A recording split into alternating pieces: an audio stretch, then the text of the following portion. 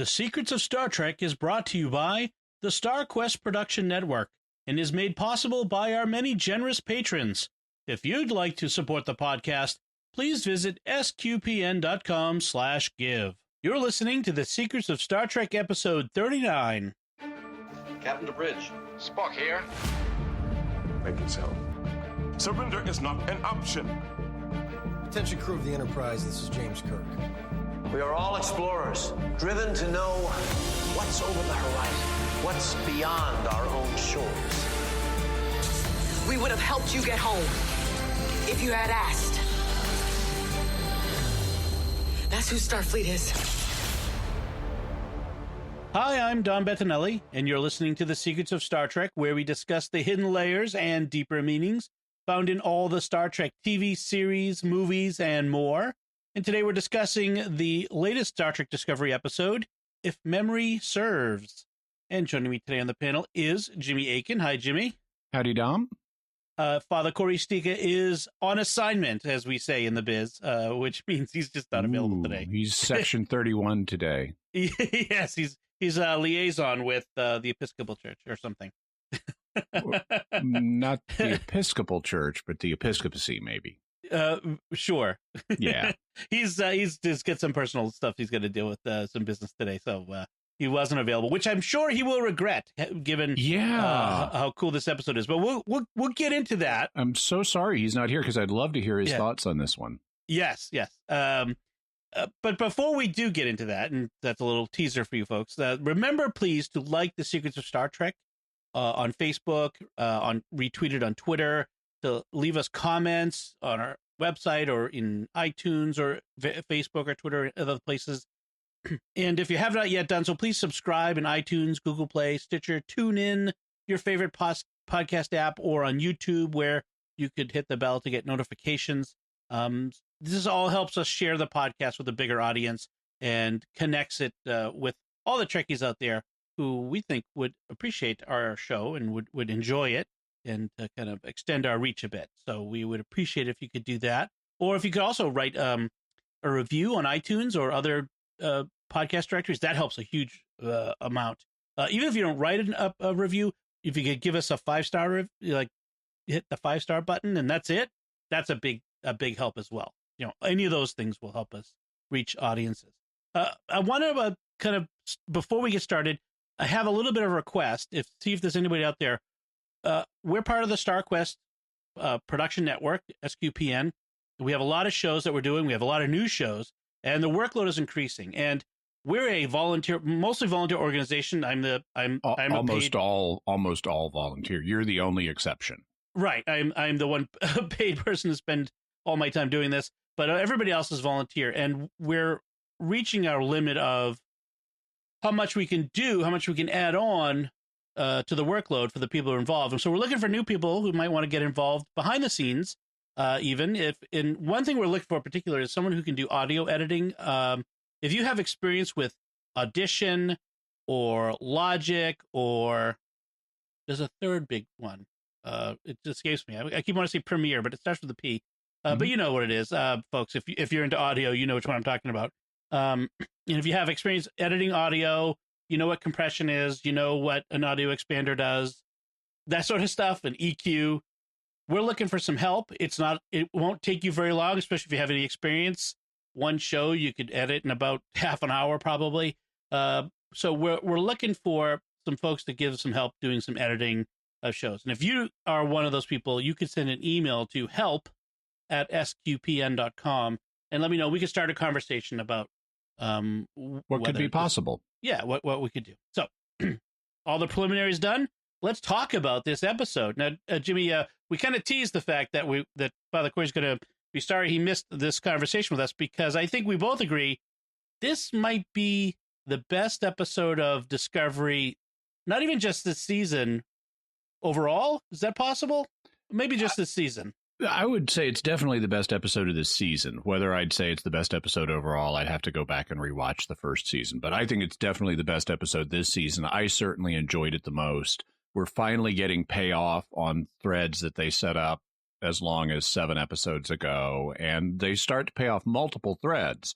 So I really enjoyed it just for, the dramatic reasons, but also I really enjoyed the fact that they tied it in so closely to the original series and to the original pilot for the original series. They actually start the episode in the cold open, and previously on Star Trek Discovery, they show us footage from the original Star Trek pilot, The Cage.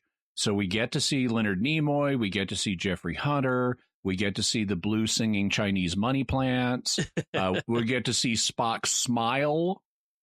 So the issue of his emotional development is on the table.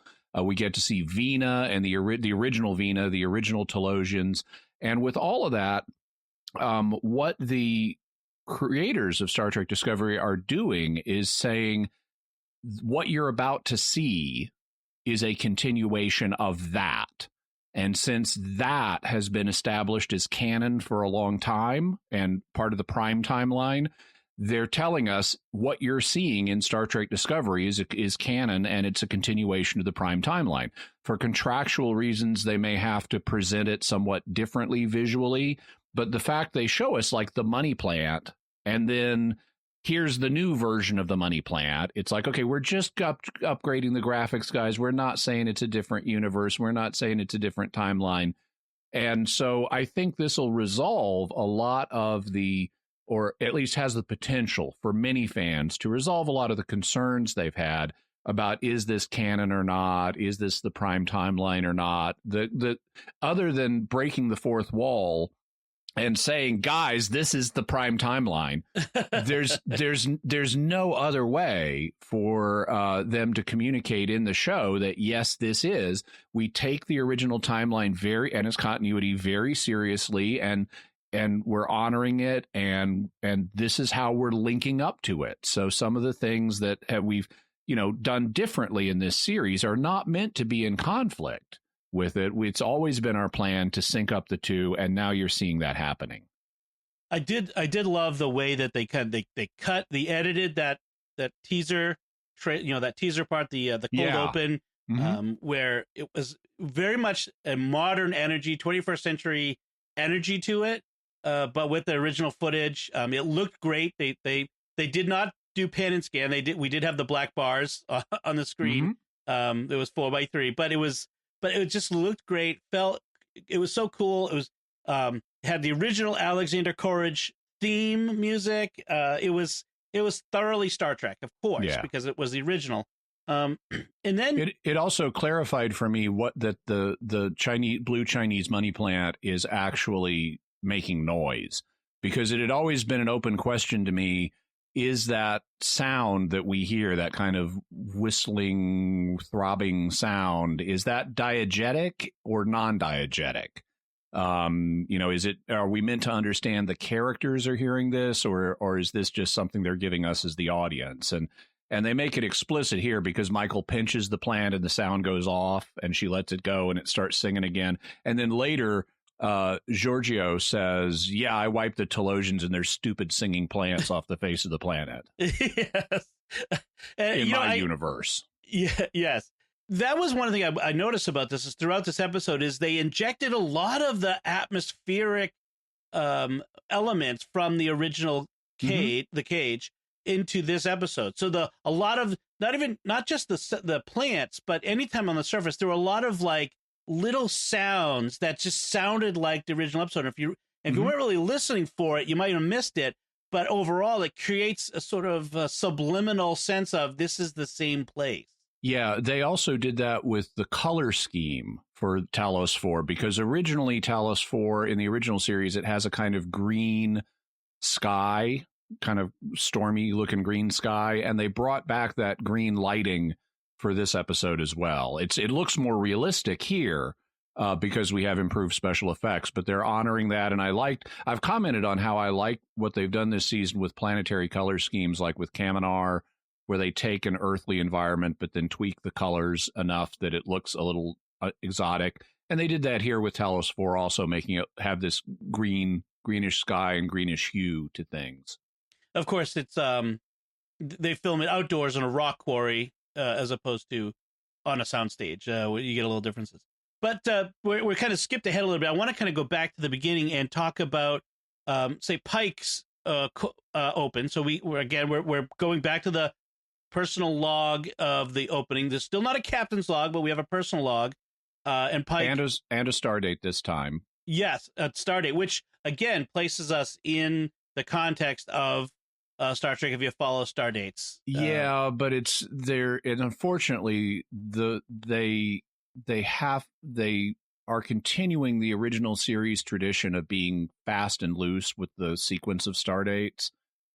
Because originally there was no real defined scheme to how the Stardates work, except they kind of got an extra number on the front for every season. And since this is early and they don't want to use 0, although they could, they gave us 1532.9, which actually is later than in sequence than the Stardate of the second pilot, which is set several years after this. But then it's par for the course with the original series. The Stardates were all messed up anyway. They didn't introduce a coherent ordering system to them until the Next Generation era.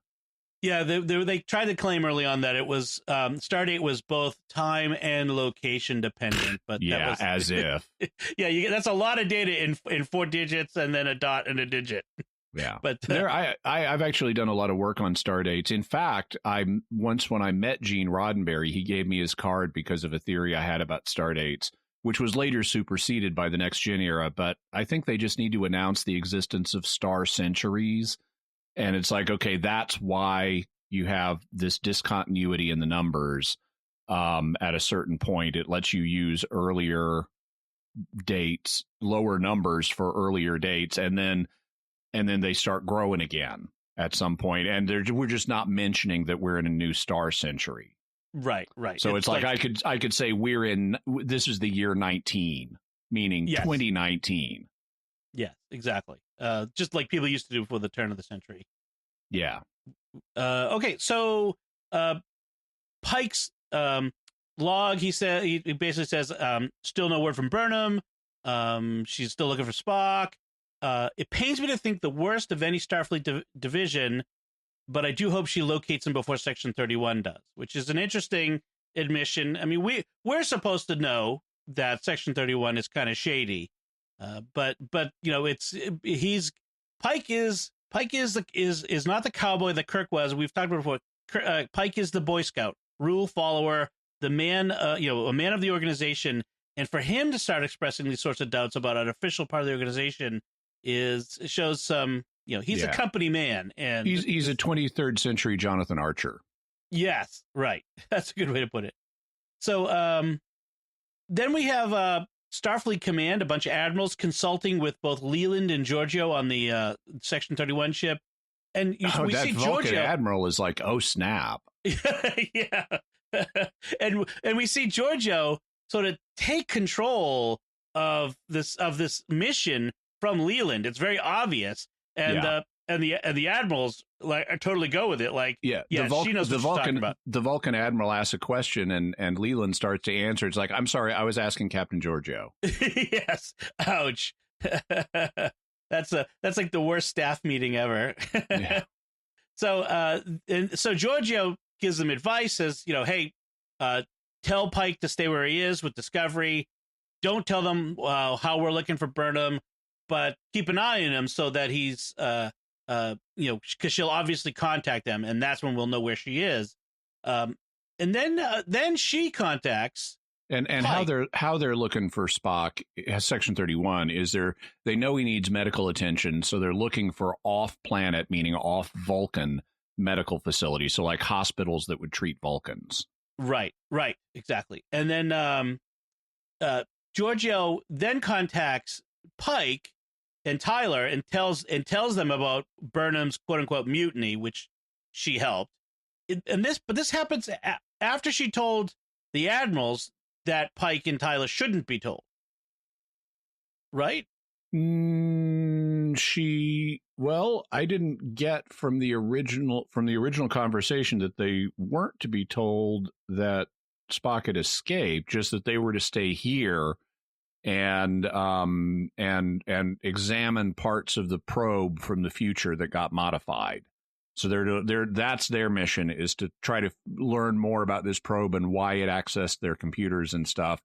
I think they kind of have to. I think she kind of has to tell them about the escape because she knows Burnham may contact them, and so she needs to say, if Burnham contacts you, I need to know immediately.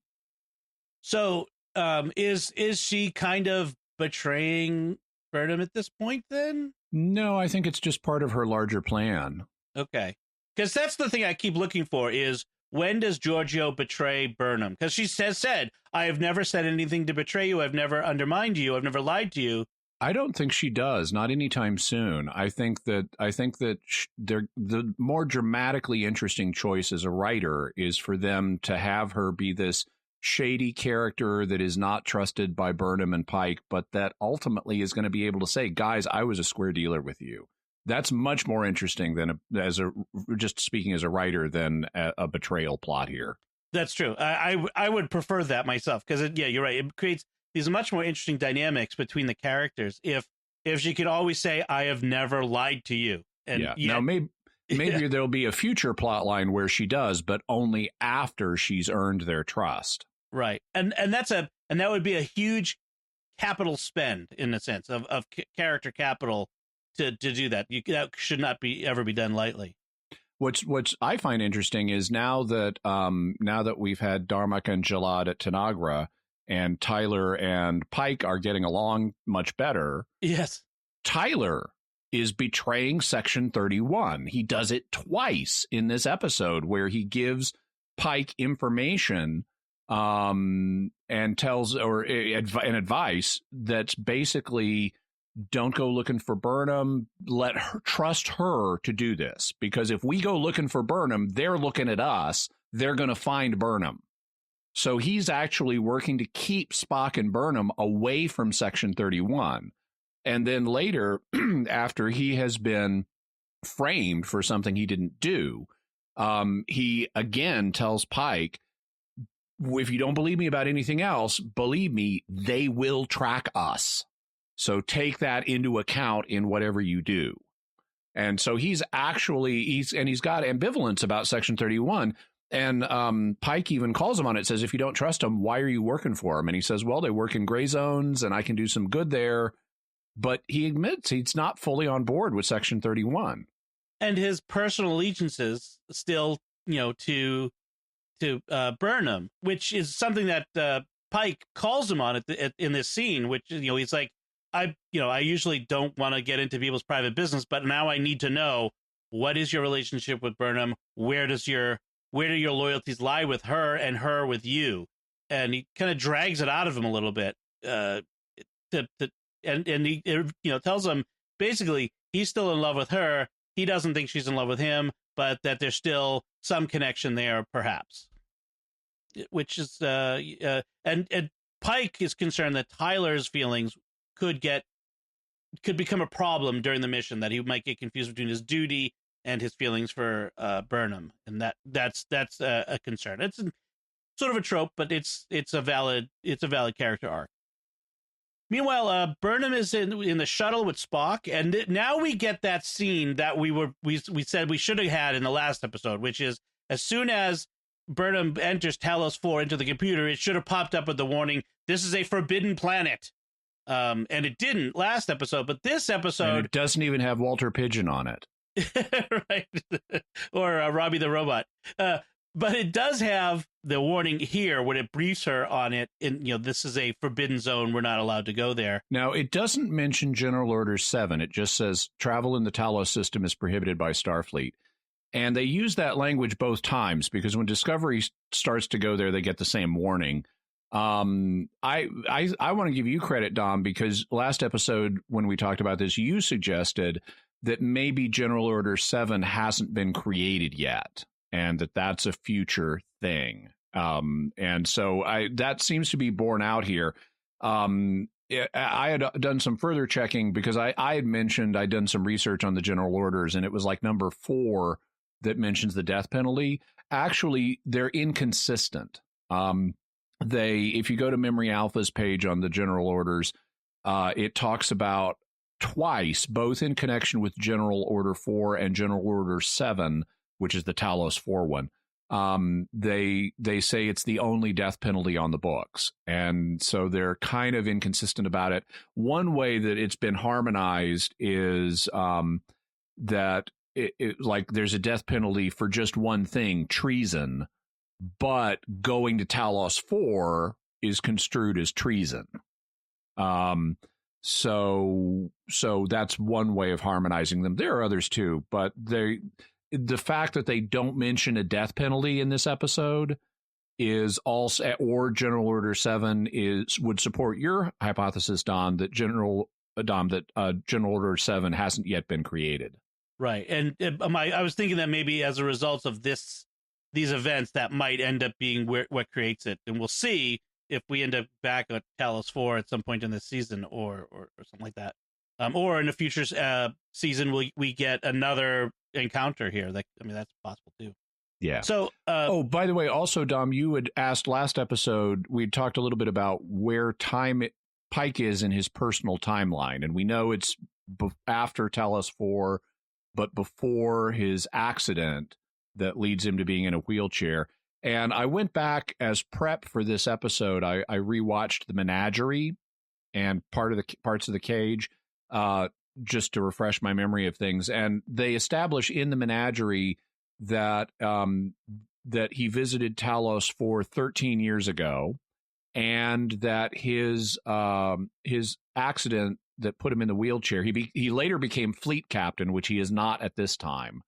And then he was on a training mission saving cadets from an accident, and that's what put him in the wheelchair. And that was just a few months before the Menagerie. Also, it brought back to me, people have talked about how the current actor playing Pike, Anson Mount in Discovery, looks kind of like Jeffrey Hunter, and he does a little bit. But Jeffrey Hunter is like, he's got black hair in the original pilot, and Anson Mount doesn't have black hair here. It's more blonde. And that actually syncs up with the second actor to play Captain Pike, Sean Kenny, who was in the wheelchair. Because it always struck me, this guy has a totally different hair color than what we saw in the Cage. And so with Anson Mount, they're kind of blending aspects of the two original actors to play Pike. That's true. I always sort of headcanoned it as the accident somehow changed his hair color. But if that's possible. So that would mean, Enterprise, the first season of the original series, is what they said is about 10 years to the future from events of Discovery. So that means that the original Talos 4, the Cage events, are probably about 3 years in the past from Pike at this point. Yeah, something like that. Somewhere, which gives a certain sort of immediacy to Pike's recollections and reactions to, as we'll see coming up, Vina and the Talosians. So it's sort of it would still be sort of raw that wound from that. So that's interesting to see. But before we get to that, I want to talk about Spock and Burnham as they get to Talos. That scene, which was I think it was pretty cool. The effects were cool. They come out of warp and they're on the event horizon of a black hole. Well, they're not the event horizon, because then they'd be sucked in. They're at the accretion disk, and as soon as I saw it, it's like, that's a massive accretion disk, and it turns out it's an illusion that the Talosians are using as protection of their location. And Spock realizes that's what it is and pilots them down anyway. Oh, it kind of has to shove Burnham out of the way a couple times, but he gets them through the illusion, and they can see the planet then. That was a pretty cool little battle between them, where he's barely coherent, but yet knows what has to do. And he can't communicate with her, but yet he kind of pushes her out of the way. One of the things that I thought was interesting is the computer. What they hear is the computer voice saying structural failure in 5 seconds as they get closer in on the accretion disk. And so the actual computer, since it doesn't have a brain, is not saying that. That audio is part of the illusion. They're experiencing it, and it goes to something that was said in the Cage, and that we actually saw in the Cage, which is the Talosians can make you push controls, that you don't realize what you're doing. And we saw that in the cage when they beamed down just 2 women out of a 6-person party. Somehow the Talosians had made the transporter control guys just beam down those 2 women.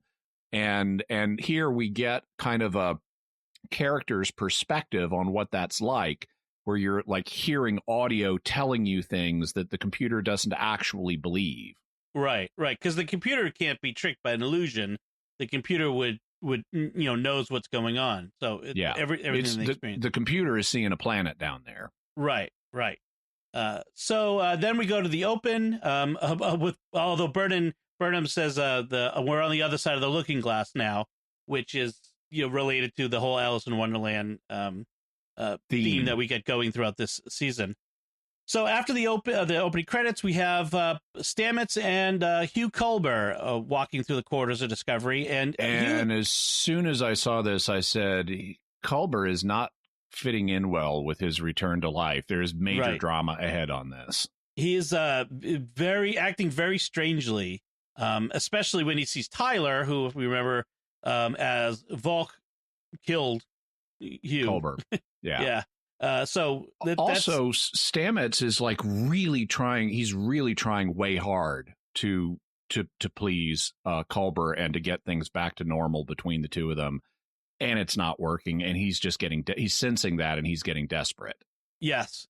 I mean, I can imagine, just from a human standpoint, just this, like, and this happens to people that they're married, they have their spouse has a traumatic brain injury, say, which causes a personality change or other things like that, and that person is no longer the same person, doesn't feel about you the same way, and or in some ways it's like people who a loved one is suffering from Alzheimer's disease or one of these other things where you still have feelings for this person, but they don't have them for you anymore, and just having to deal with that.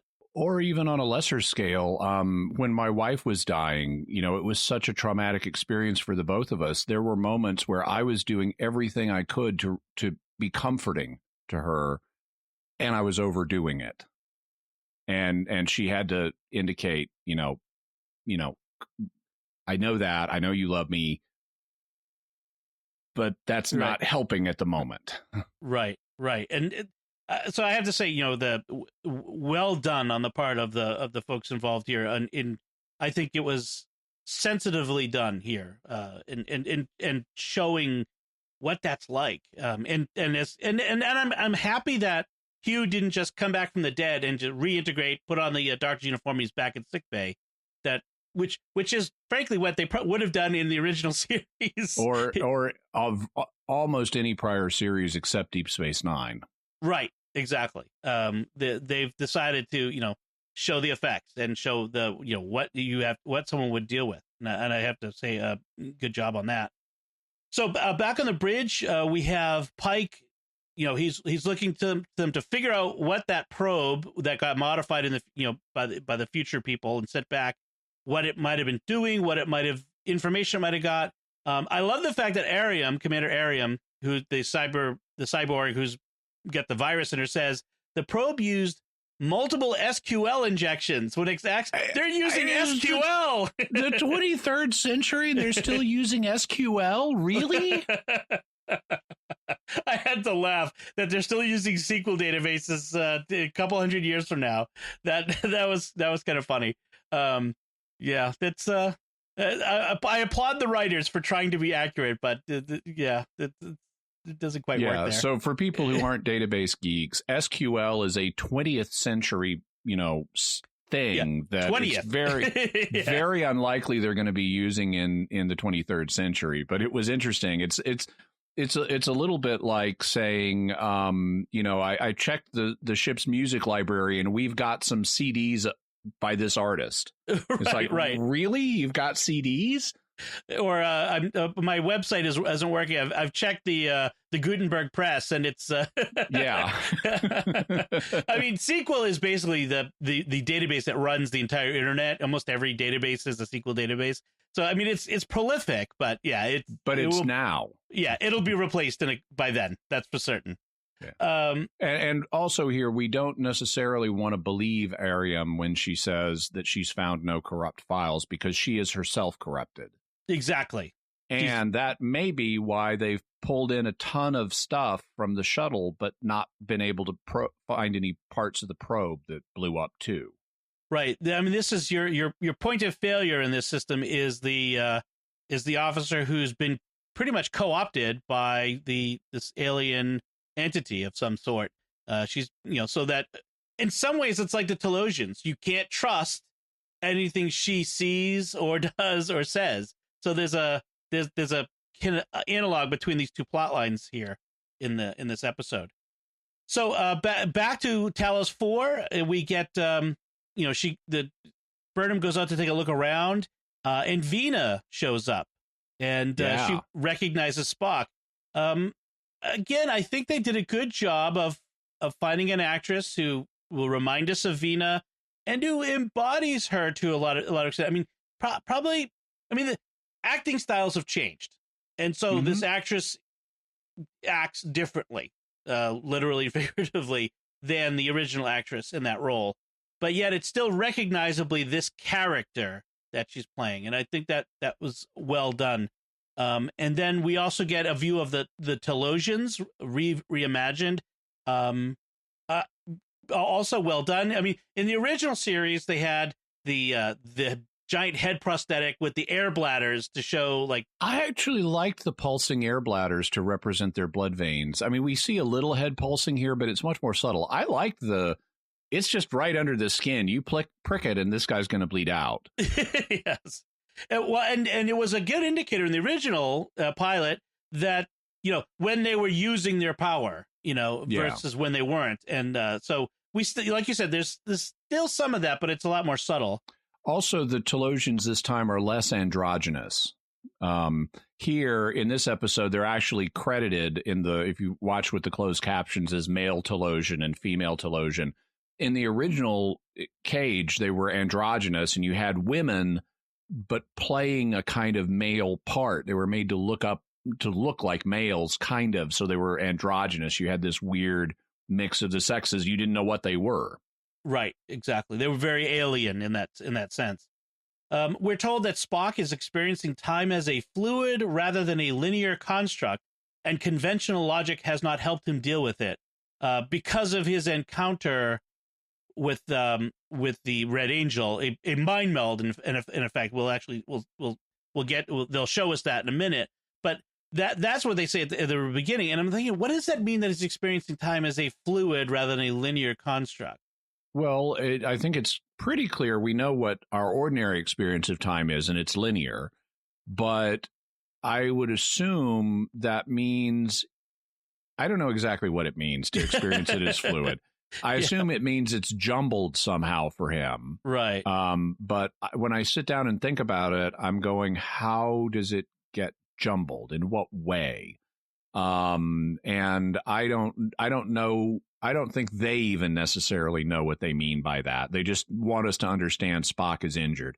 I can make up stuff in headcanon, like, okay, he's lost track of his brain has lost track of the ability to properly encode time, and he's having intrusive flashbacks or something like that. But they haven't done that are jumbling his sense of causality and what's happening in what order. But they haven't done anything to really establish that. It would be an interesting thing if they went there and explained it. If what he's experiencing is, I don't know which moments in our memory and which are current experience. So my memories are I'm experiencing them out of sequence as if they were happening now. And that's what that would be an interesting exploration, especially if they could show it to the viewer somehow. But you're right. They don't go into it. By the way, speaking of time issues, I thought I'd comment on something about Vina because they mention, and I think it's even in the cold open for this episode, one of the older Talosian, or one of the older, he's an illusion created by the Talosians, but he's thought to be one of the crew of the Columbia, the ship that originally crashed on Talos IV. And he says to the Enterprise crew that Vina was born was barely born when we crashed. And that was 18 years ago. And so you might say, well, why does Vina in this episode of Discovery then say I was a member of their crew if she was just barely born? One option would be that the Columbia had a really long voyage. It was like a generation ship or something. So when they say barely born, they mean she was a young person, but not that she was born like minutes or days before the crash. The problem with that, and that you could even say that's consistent with a line in The Cage where one of the crewmen says, "You won't believe how fast we can get back. The warp barrier has been broken," which would suggest warp drive has just become a thing. But that's not consistent with everything else we know about the history of warp drive. So my guess is what we're really meant to understand, because in The Cage, number one says to Vina, there was an adult crewman on the rolls of the Columbia named Vina. Let's add 18 years to her age at the time and get yours. And so my thought is the real explanation is the old guy illusion is lying to the Enterprise crew to explain why Vina looks so young, because they want her to be young to be attractive to Pike. And so they need to present her as young, and therefore they need an explanation of why she looks so young. Oh, she was just born right before we crashed. But that's just a lie. And so what we have in this episode is Vina's telling the truth. I was a member of the Columbia crew. Right. And I think that I always kind of figured that that's exactly what was saying when number one said, that you're 18 years old. And it's kind of a funny thing. Like, it sort of goes at the adult male, like, oh, because Pike would have been mid-30s at least, probably a little older than that.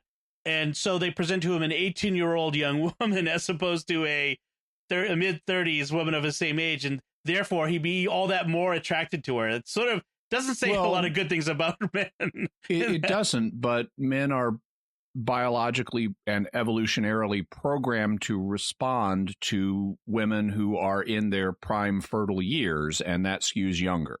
And that's actually the context in which number one brings this up, because they're talking about the fact that Talosians want to set up an Adam and Eve breeding program with Pike as Adam, and Vina is resenting the appearance of number one and the yeoman, and number one is like, okay, let's think about how many children you could actually have at your age. That's the subtext of this. Right. Of course, really, if you wanted to set up a new breeding population of humans, you don't want just one woman. Right. You would want all three. Right. And more. we should not go too far down that road. No, I'm just speaking, I'm not saying this is moral, but if you were trying to do this, if you're aliens trying to do this, the aliens would not presumably be constrained by human monogamy morality. Zookeepers would have more than one of each of the females of it, which it's a whole nother discussion about the Noah's Ark, but that's another time. So the Talosians agree to fix Spock's problem. Apparently it's easy peasy for them to go into his head and fix things. But at a price. But they have a price. They have the worst HMO ever. They worst medical privacy policy ever. Yes, exactly. I mean, sometimes when I have to deal with my insurance company, I think it is they want me to experience the worst thing in my life ever. They ask as a price, they want to experience the conflict between Burnham and Spock firsthand. So for them to relive it, and this goes back again to The Cage. This is the currency. This is the even more so almost like the food that they live on mentally, because they have no more entertainment, and they're like such a decadent culture that all they have left is reliving the memories and experiences of they've all lived their own experiences, so they capture people to live theirs, right? And You know, and they not only want to know what Burnham did, they want Spock to re-experience this too, so they can see Spock's reaction to it emotionally and view it all from his perspective as well. right. In fact, Burnham comes out and says, "You want to experience our pain? Why?" And at which point I yelled out, "To advance the plot, of course. we need character pain to advance the plot." Because that's been part of the story, is what happened between them. I like the fact she calls him on it and says, "Why do you want this? Is this your entertainment?" And they say it's how we survive, and she says, "Survive some other way." Yes. I mean, it's similar to the original Pike's reaction. I mean, his anger and his rejection of their deal, and how they were so set back by that. Like, none of their captains had ever reacted in such a way to their offer, and so Burnham sort of continues that. That's like what Pike had done.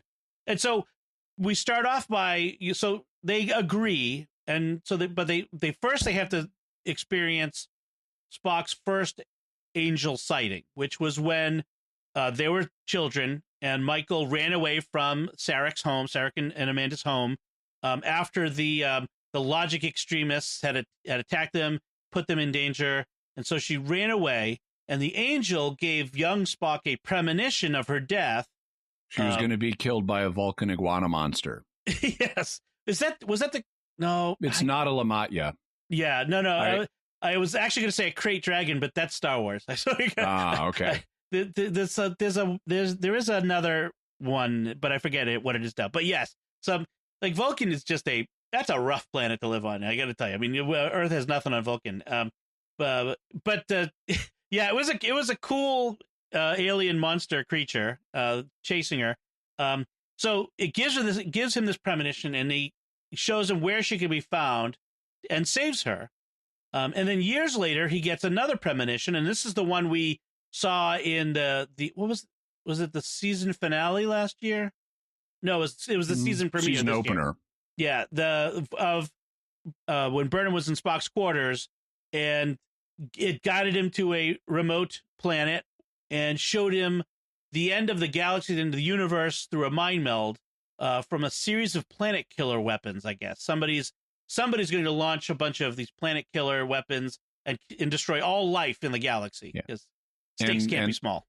And the way it showed him was through this mind meld. He reaches out to the red alien and to the red angel and starts a mind meld. He says, "My mind to your mind." And then in the reverse angle shot, we see Michael Burnham saying, "My thoughts to your thoughts," which is the next line of the mind meld.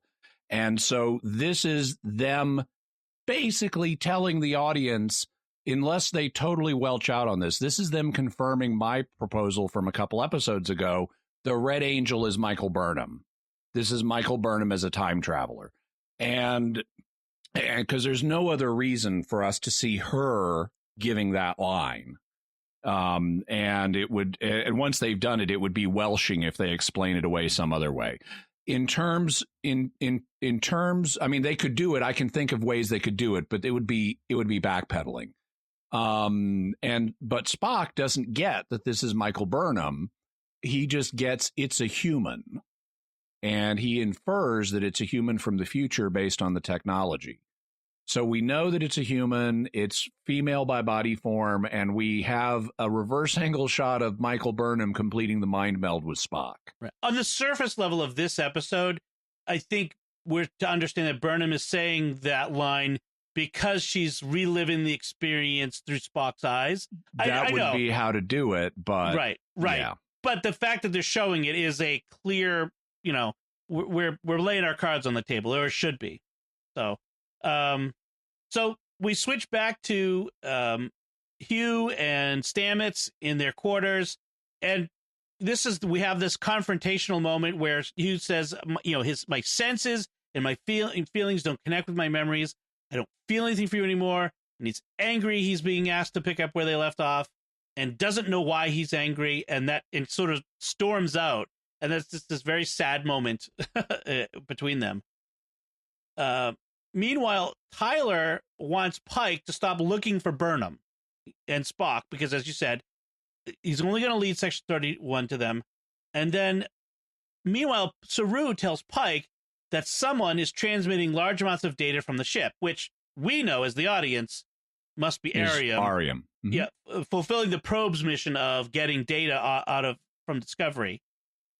So that's pretty much what happens back on Discovery at this point. And then we switch back to Burnham and Spock, and she asks what the Red Angel is and has to defend. I love this moment where she has to sort of defend her questioning as a rhetorical question to Spock. And he ends with, "Is there a better question in your arsenal?" And she says, "Yeah, do you think the beard is working?" Yeah. I mean, it was a great repartee. He is really, I have in my notes, Spock is really cold to Michael here. I mean, he's being Vulcan passive-aggressive to the max. You know what? I think, I hate to do this, but I'm gonna do it because we're all gonna do it. If Leonard Nimoy was here now, he wouldn't be playing it angry. He'd be playing it matter of fact. Because Spock was always sort of cold and emotional, but matter of fact. Like other people's emotional outbursts, he would just greet with a raised eyebrow and sort of, well, that's very odd for you to do that. You know, he said that's not logical. But it'd be cold but matter of fact. Whereas this this actor plays Spock much more like suppressed anger. And that's not inconsistent with what we've seen with Vulcans before. And it's also not inconsistent with the fact that Spock is not yet the Leonard Nimoy version that we're familiar with. I think they showed his smile where he touches the Chinese money plant in the cold open deliberately to tell us this is not the mature Spock. And later on in this episode, he smiles again, and Pike comments on it, and he acknowledges it and says, "Is that a smile I see on your face?" "Yes, it is." Yeah. So yeah, that's true. I don't know, I can't help but just compare him to the definitive Spock, and yeah, that's just the way it is. We all have our favorites.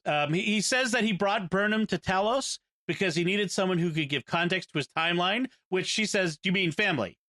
Yeah. And he says, "Interesting you would say that," and which we find out in a minute. Yes. But he does confirm that the Red Angel was human and that there was loneliness and desperation in this person. Mind meld. Yeah. Yeah. Which is this a Michael Burnham years later after having been separated in time from everyone and coming back in time? An older Michael Burnham, maybe? Maybe, but I think it's a Michael Burnham we're going to see within the next 7 episodes. Yeah, possibly. Yeah. Yeah. They need to pay this off this season. I mean, the way this show is working, they have an overarching season plot that needs to be resolved by the end of the season. What I'm thinking is that Burnham gets separated from everyone and spends decades alone and then comes back. It could be. Yeah, I think that's. And I think I agree. I still think we need to pay off the Calypso short track connection as well. That maybe there's, although that's 1,000 years in the future. I don't know. Yeah. I just feel like they might not on that one. Yeah, the time travel thing makes that 500 1,000 not as much of a barrier. Yeah. The 500 1,000. Also, Michael gets to see what happened with Spock in the hospital, and indeed, he doesn't kill anybody. He neck pinches a person and slugs a couple of others. But Section 31 kills them. Nobody got killed in that episode, in that scene that I saw. Not in that scene, but the implications left that, I mean, because if they're going to claim that Spock killed a doctor and guards to escape, then somebody has to be dead somewhere. I get the implication that they... I actually hadn't thought it through that far. Section 31 may have killed them, that's true, or they may have just lied, and I don't know. I mean, I'm just thinking at the moment. I mean, hypothetically they could have witness protection to them or issued false names and say he killed these people, and hey, you, the real people, you are not to contradict us under severe penalties. It's possible, although the Occam's razor. Yeah, I know. Or they just kill somebody. Yeah. But I'm sorry, I interrupted you. You were going to say, but he stunned them. They come in and they tell Spock about the red signals that have appeared, and they know that they're the same ones that he's predicted, and they want to know, have you heard of these in the past or something? You know, you're a science officer. Maybe you heard about these in your research at some point in the past. And he's like, no, dudes, I'm remembering the future. You need to figure out why. And right. when they're not and then they tell him Section 31 is coming to take you to a more specialized facility where they can help you. That's when he realizes this is not going to go well, and he does the nerve pinch and starts slugging people and escapes. And then he has this extra catty moment with Michael Burnham where she's going, dude, you didn't kill anyone. And he's like, yeah, duh. I see you still don't have confidence in my character. It's like, well, guy, you are in a mental hospital, okay? Yeah, exactly. You were not in your right mind. And, you know, Starfleet did say that you killed somebody. How do I know this isn't a false memory fantasy you're making up for yourself to deal with your guilt? Right, exactly. So speaking of dealing with guilt, we jump back to Discovery, and Hugh shows up in the mess hall. And picks a fight with Tyler. Right, and demands to see Vok. And Saru lets them fight it out. Mm-hmm. And I love the fact that they don't let him get away with this. Like, he thought it was a necessary catharsis. And says Starfleet manual offers no regulatory guidelines for interactions between humans with Klingons grafted to their bones and a ship's doctor returned from the dead. I know. Saru gets the best line of the episode. That's awesome. And then, and I found it interesting that neither Tyler nor Culber know who they are anymore. Yeah. They're both men set adrift from their identities. That's how I like the line they use at the end of the fight, because Culber is, as a result of coming back, he feels emotionally disconnected. This is, by the way, a real psychological phenomenon where people have a traumatic event and they feel like nothing feels right anymore. I don't know who I am. It's dissociation. And so he's experiencing that, and he's a doctor, so we ought to know what this is. But he's experiencing it, and he picks the fight with Tyler to try to get some closure, and he's complaining, and this is all understandable. If someone had killed you and you've had this, I mean, this is emotionally believable that you would do this. And he's beating on Tyler, and he's like, I don't even know who I am anymore. That's his central complaint. And Tyler's response, who do you think you're talking to? Right, exactly. Because he's in exactly the same situation, given that he was Voke, and the fight ends at that point, and because they've realized we're both dealing with the same issue. Right, exactly. And then later on, we'll go away and come back to this, but the mess hall, where that's where Hugh tells Stamets to move on without him, that he's leaving him, breaking up with him, whatever. I do like, actually, it's kind of a little thing. I like the little robots that come in to clean up the mess. Yeah, I had a note about the mess cleanup drones. It's like, yeah, your mom in the 23rd century, your mom is not going to be telling you to pick up your room. The drones are going to do it for you. Right. I mean, every time again in the short trek where Tilly and the alien like totally mess hall. Like, how does that mess hall get cleaned before everybody notices? Well, that's how the little robots do it. We have Roombas now. They're going to be more advanced in the future. Right. So Pike, meanwhile, Boy Scout rule follower Pike, tells Saru later on, this is a one-time thing where conflicts will be settled via the Uniform Code of Conduct. Yeah, and he notes that you probably wouldn't have done this before your recent Varharai. Yes, and it's interesting to see the continued evolution of Saru to, frankly, I think a more interesting character. Honestly, I wasn't a huge fan of Saru before. I'm finding this new Saru to be much more interesting. I was a fan of Saru before, and I like what they've done with him, but because it adds a new layer to his character. I don't want to see them overplaying it, though. Right. I think there was a tendency in the first season, especially, for them to overplay the fear part of Saru, which I think would make him a terrible first officer, frankly, because he would be so often motivated by fear in his advice. Whereas now I think it's more balanced and should stay balanced as opposed to getting over the top in the other direction. So we get to this big key scene of Pike first getting a vision of Vina, which is a really interesting moment between them, where he's still carrying a torch for her. Yeah, well, she said earlier, in some ways, he never left Talos IV, and what we're meant to understand by that is he's still mentally, emotionally plugged into things on Talos IV, which indeed he is, and he'll end up there and as a result of the menagerie. But there's another sense in which he also, in some ways, never left Talos IV, which comes out because when Vina appears to him in private, he freaks out and she says, "I'm not used to you being afraid of me." And he says, "Used to me?" And what she's referring to is the fact that she has been living the last however many years having intense fantasies augmented by Talosian illusions about him. Right. She's been living with an illusion of him. Yeah, and she says, "We've spent a lifetime together." And he actually knew this because at the end of The Cage, Pike is given a vision of her going underground again with an illusion of him. And so he knows she's been having this fantasy life with him all this time. But to me, it's still like, okay, someone tells me they've been having an intense, all-embracing, all-encompassing fantasy life about me for years. Creepy. Yeah, that would be kind of creepy. Although he does say he's often thought of her. Like he's still has this emotional connection. That's not the same thing as saying I'm fantasizing about you 24/7. Yeah, no, that's true. So what they end up having is she's there to sort of introduce him to this vision of Talos and Burnham and Spock, so we can communicate with them without having to go over subspace, which is a brilliant idea. Yes, using the Talosians as sort of your AT&T long distance calling. Ask your parents, kids.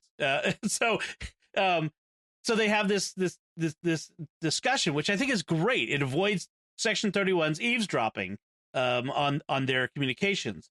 And Spock tells him that Section 31 is looking for his memories of the future, which seems obvious for their mission, which is to protect the Federation at all costs. And knowing the future helps that job really well. And asks Pike to bring Discovery to them, which is a violation of his orders, right? So they decide to do a spore jump, get right there in an instant. Why is not Stamets or anybody saying, "Hey, what about those whatevers that we met a couple episodes ago that said every time we use the spore drive, we're trashing their ecosystem"? Well, Nobody even brings that up. Did they not undermine that by then making it wasn't about the spore drive, that it was about Hugh, who was living in there? If they meant us to understand that, they didn't communicate it clearly to the audience. No, I mean, there was sort of this shift without an explicit reference, this shift to focusing on, no, you have to get this, we have to destroy this guy or get him out of here because he's killing all the little spore people.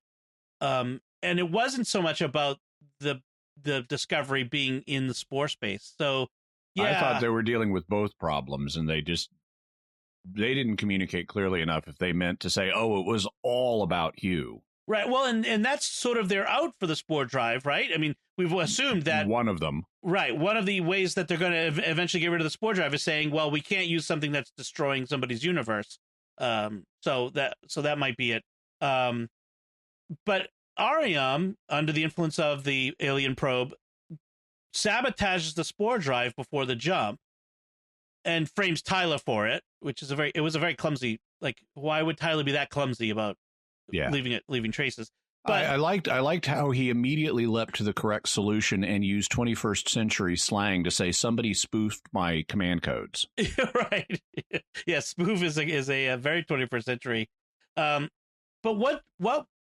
what does the probe or Ariam gain by sabotaging the drive? What's their reason? I assume the Ariam is playing it.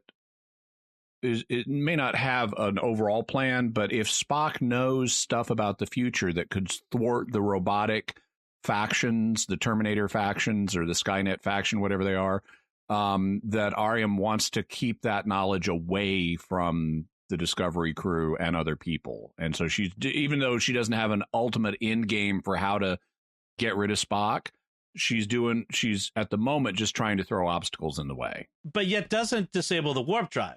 They still get there. It's just they get there a little slower. Well, she may not have permissions to disable the warp drive the way she does the spore drive, but you're right. It's something they don't make fully clear. Yeah, it's a little clumsy.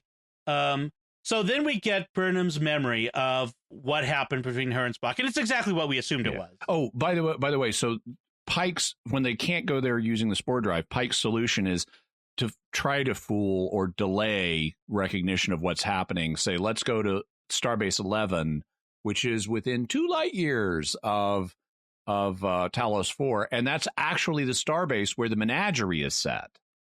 Except in the menagerie, they say Talos IV is only 5 or 6 days away at maximum warp, which would be way more than two light years. But still, it's like we've seen that starbase before. It is near Talos IV. Right. Very, very well done. Do your research, writers of this episode.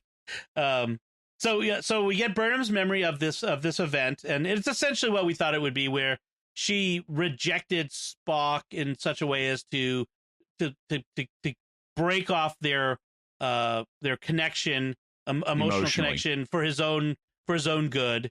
So when she tried to run away, she made Spock not follow her by telling him he's a freak, that his humanity was too small to matter, that he's not capable of love, and then she calls him a weird little half-breed, which Spock and that's does not... such a more charged term in the early 21st century than it was in the 1960s, because Spock in the original series got called a half-breed more than once, and it wasn't emotionally devastating to him. Although he also wasn't an 8-year-old boy or whatever he was. No, I can headcanon it, but it still feels like, okay, guys, this is sensibilities of modern times being imposed on a situation where they don't automatically apply. Although, and also, like, is Spock not an adult now? Does he not get like what Burnham was trying to do? Well, he does. I mean, he even tells her, and I like the fact he says this. He says, "I understand you were trying to sever our emotional connection, a primitive tactic, but logical." And then she says, "No, it was more than that. I was trying to save your life, idiot." Right. But I it is a traumatic childhood thing, and this is not the fully mature Spock. But in terms of like the term half-breed, he would go, I have to think, if you said that to the real Spock, if Spock were a real person, he would go, what's the problem with that term? I am bred from 2 different species. I am by definition a half-breed. I don't care if that has pejorative connotations to you or not. It's an emotional term. Yeah, it's kind of like in the episode with Excalibur in it, where the vision of Abraham Lincoln refers to Lieutenant Uhura as a negress and says, "Oh, I'm sorry if that offends you." And she's like, "Why would a word bug me?" Right. The 1960s was much different from today in some ways. Yeah. More advanced in some ways. Yeah. So, but yeah. I like, though, the way this scene plays out, where, she's telling Spock, "I'm leaving because the logic extremists make this situation unsafe for me to be here for you and everybody." And Spock is like, safe is a relative construct. Safe has inconsistent meanings. And it's like, that's exactly how I would want to argue that if I was like an 8-year-old. And I like her response, because he's playing word games with her at this point. And rather than engage him on the word games, she just says, "Stop it." I have to also give props to the way that this scene was directed, where it was kind of jumping between the child actors and the adult actors. Yeah. To make that connection. And even like when the child actor is crying, you see the tears coming down the face of the adult Spock. Adult. Yeah. And so there's that interesting moment there. And calling him a half-breed is an emotionally loaded term. I get that. And so but as a child, he was still Vulcan children still are ruled somewhat by their emotions. Yeah. Maybe less so than human children, but Spock, especially, given that he's half human. I like it. So when she's trying to break off with him, or, break off his emotional connection, she initially, one of the things she says is, "I don't want a freak like you as a brother. You are not capable of love." And then we get a very powerful line from the young Spock, which is, "I am." And that's, I think, the only time we've had Spock say, "I am capable of love." I mean, he clearly is. He clearly shows that he loves Jim Kirk as, his captain, and his friend, but he never says, "I am capable of love." Right. What, didn't Uhura once confront him with that or something? Was it Uhura? Well, I know there's a scene early on where Uhura is like trying to get him to do this little romantic fantasy with her about what it's like on Vulcan when the moon is full. Right. And Vulcan has no moon. Mr. Spock, I'm not surprised. Yes. I love Uhura. So we have Section 31 show up. They follow Discovery to Talos, and they both try to beam up Burnham and Spock at the same time, which is generally a bad idea. By the way, another revelation from the confrontation scene. Young Spock has part of the reason he's bonded with Burnham is because he knows he has this human half, and he's helping her learn about it. And she had agreed to teach him the ways of Earth. And then he says, and maybe we could live there one day. So apparently the two of them have talked about living on Earth as part of exploring his human side, which is also something we haven't really had put on the table before. But now they're showing us this is why he went down the Vulcan path, rather, because it's always been a question, why did he choose the Vulcan path over the human path? Was it just because he was on Vulcan? Wouldn't you think it through a little bit more? And it's like, yeah, he did, but this is what happened, and this is what pushed him down that path. Right. So he says he called her a catalyst to escape emotion and logic. I mean, escape emotion and drive himself into logic instead, which is interesting. So Spock is not as much of a monolith in logic as once believed. I mean, he's explored his human side, in his emotion, like in the cage, and is delved into logic. And eventually, in the later seasons of the original series, and especially in the movies, he comes to more of an integration of the two parts of his nature. Right. Once we get into his appearances in the movies and then in Next Generation, especially, Spock is just comfortable with where he sits in between these two parts of his nature, human and Vulcan. So very Hegelian. Yes. It might be an interesting discussion about Spock as a Christ figure, but that's for another episode sometime. So Section 31 followed Discovery to Talos. They're both trying to beam up Burnham and Spock at the same time. That's generally a bad idea with transporters.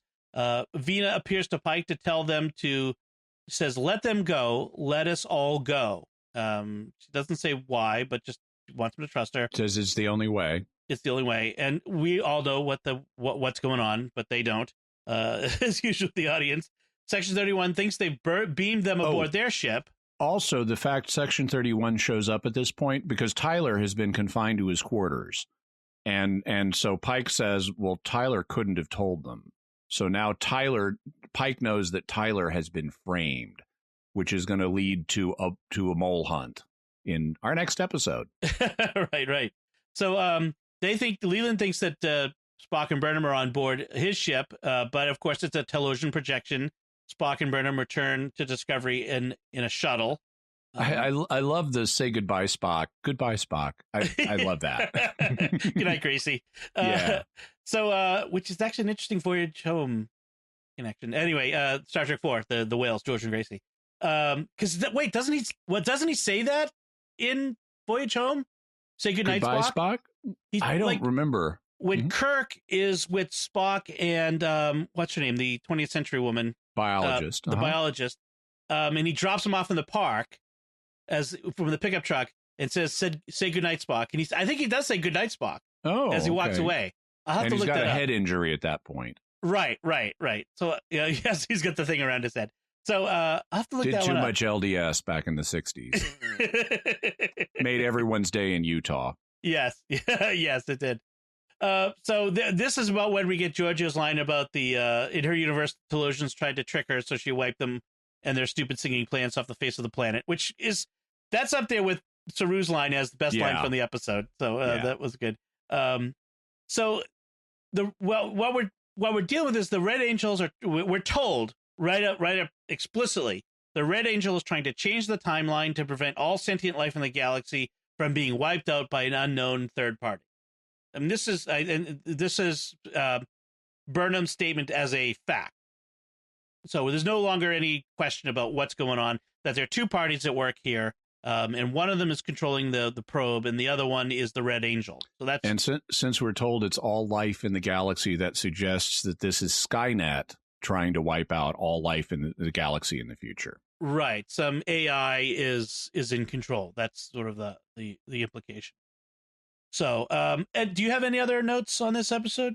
A few little things. Number one, I like the fact it really clicked for me this episode. The Section 31 ship does not have a traditional bridge. There's like no place that Leland sits with other people at consoles around him. So I like that as a bit of design. There's by the way, there's a video, a YouTube video on the Star Trek channel that's a little featurette about the production design of Section 31. So, folks, I'll try to remember to put a link in the show notes, but go check that out. Yeah. Also, something that's been bugging me for a few episodes is when Pike is talking to folks on the bridge, whenever he talks to Owo-Seekun, he calls her Owo. And I understand Owo-Seekun is a polysyllabic name, but it's a little, you don't just do that to people. And I understand how because it can make, you start messing with people's names and they haven't given you permission. I mean, if she said, call me Owo, it would be fine. But they haven't shown her saying that. And to mess with somebody's name like that when they're not a close friend and they're your subordinate is unprofessional behavior for an officer. And precisely in part because if the person is uncomfortable, they're your subordinate. They can't say, sir, please refer to me by my actual name. Right.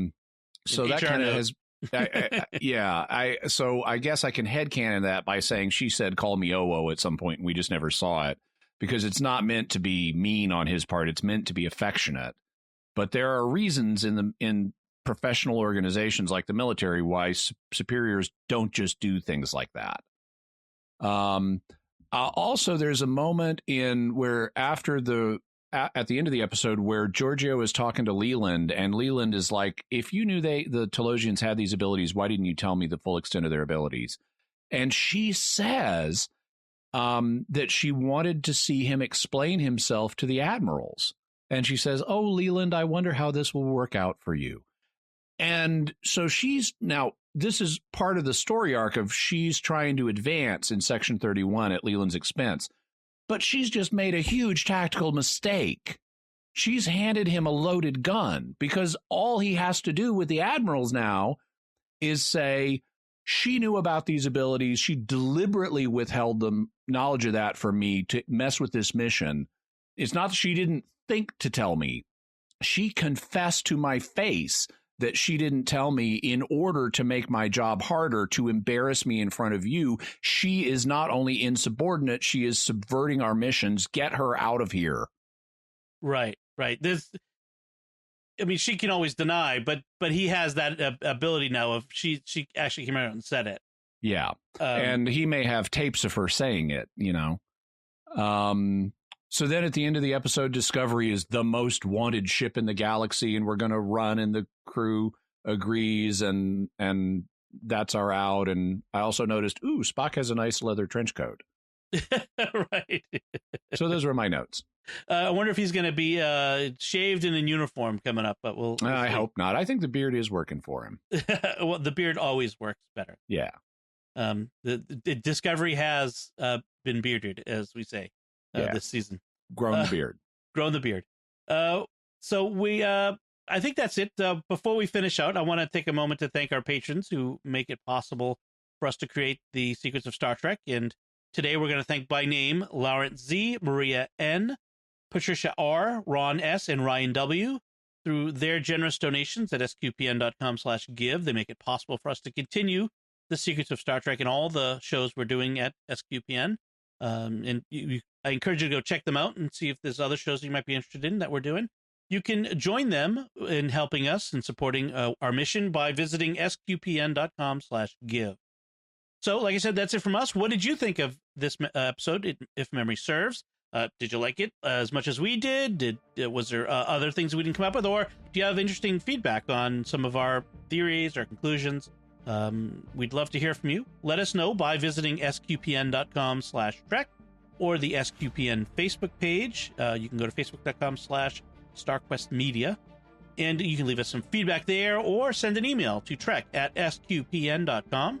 You can find the links that we talked about. I'll try to put that link to the featurette, the video on Section 31 in our show notes at sqpn.com. We'll be back next time. We'll be discussing the next episode coming up on Star Trek Discovery, Project Daedalus. Until then, Jimmy Aiken, thank you for joining me and sharing the secrets of Star Trek. Thanks, Tom. And once again, I'm Dom Bettinelli. Thank you for listening to the Secrets of Star Trek on StarQuest. And remember, the real question is, how is it I can remember tomorrow?